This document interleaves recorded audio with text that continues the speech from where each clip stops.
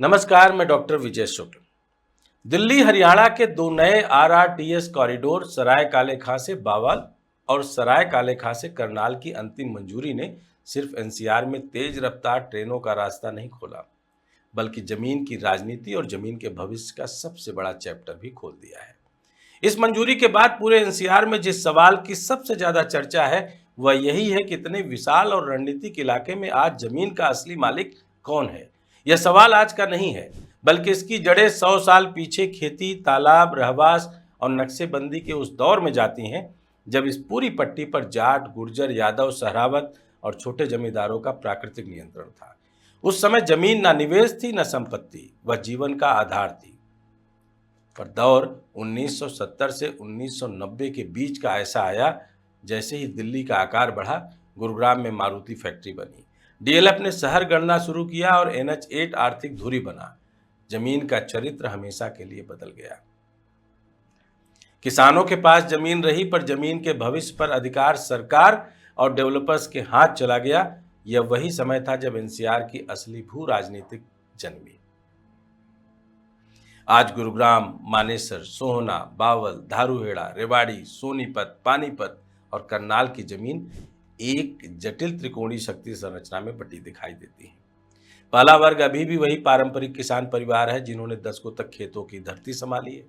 कुछ ने जमीन बेची, कुछ ने पकड़े रखी और कुछ ने इसे निवेश में बदल दिया। उनके पास पट्टे और टाइटल है, लेकिन जमीन के मूल्य का नियंत्रण हमेशा उनके हाथ में नहीं रहा। दूसरा वर्ग वे है जो बड़े रियल एस्टेट डेवलपर्स हैं, जिनके पास 2005 से 2015 के दौरान जमीन के बड़े लैंड बैंक इकट्ठे करने का सुनहरा समय था।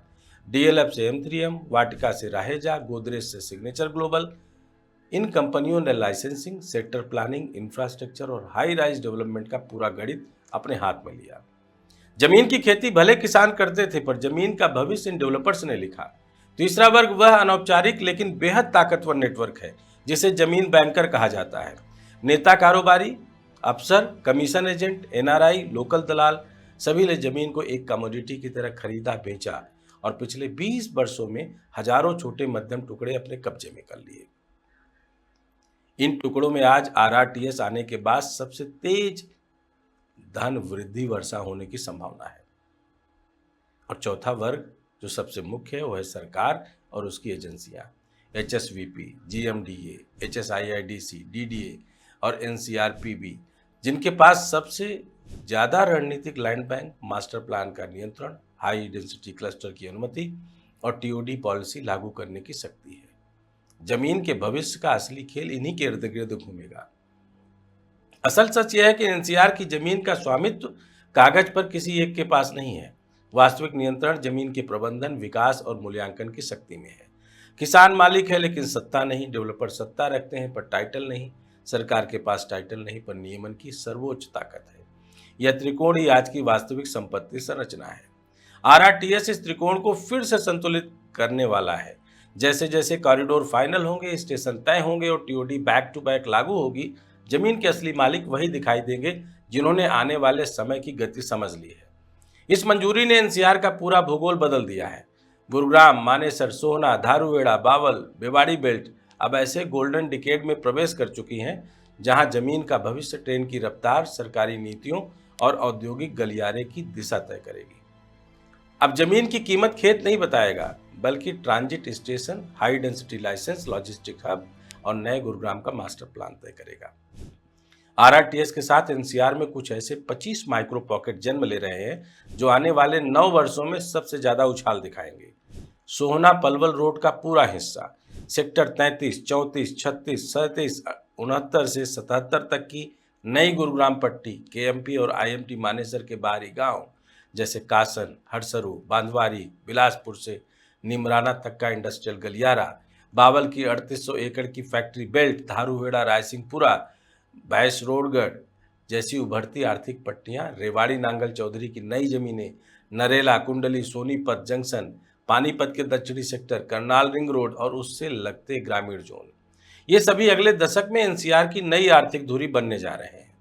इन इलाकों में जमीन की कीमत 2026 से 2035 के बीच औसतन 150 से 350% तक उछल सकती है और कुछ विशेष गलियारे, विशेषकर Sohna elevated road, Manesar KMP junction, Bawal Dharuhera industrial corridor 500% तक की वृद्धि दर्ज कर सकते हैं। यह वृद्धि सिर्फ रफ्तार से नहीं आएगी, बल्कि इस पूरे क्षेत्र में उभर रहे नए आर्थिक भूगोल, digital city, global city, international logistics, EV manufacturing और हाई डेंसिटी रेजिडेंशियल से आएगी। इसीलिए आज जब हम पूछ रहे हैं कि आरआरटीएस बेल्ट में जमीन का असली मालिक कौन है, तो जवाब किसी एक नाम, जाति या कंपनी में नहीं मिलता। असली मालिक वही है जिसके पास जमीन का टाइटल, दृष्टि और इंतजार तीनों का संयोजन है। एनसीआर की जमीन अब अतीत की नहीं, आने वाले समय की पूंजी है।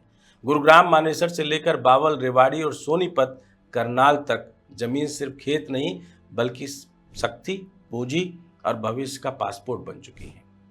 इस पूरे कॉरिडोर का सरकार ने जिस गोल्डन डिकेड्स में धकेला है, वह आने वाली पीढ़ियों के लिए जमीन की सबसे बड़ी संपत्ति कथा साबित होने वाली है। यहाँ मालिक वही है जो आज की नहीं 10 साल बाद की तस्वीर देखता है, क्योंकि एनसीआर की जमीन अब वह जमीन नहीं रही जिसे लोग सिर्फ जोतते थे। यह वह जमीन बन चुकी है जिस पर आने वाले भारत की आर्थिक राजधानी उगने वाली है। अगर आपको लगता है कि आप जमीन के मालिक हैं, तो हाथ बांध करके रखिए। अगर आपको लगता है कि आप रियल एस्टेट में इन्वेस्टमेंट करने के इच्छुक हैं, तो यह इलाका आपको बुला रहा है।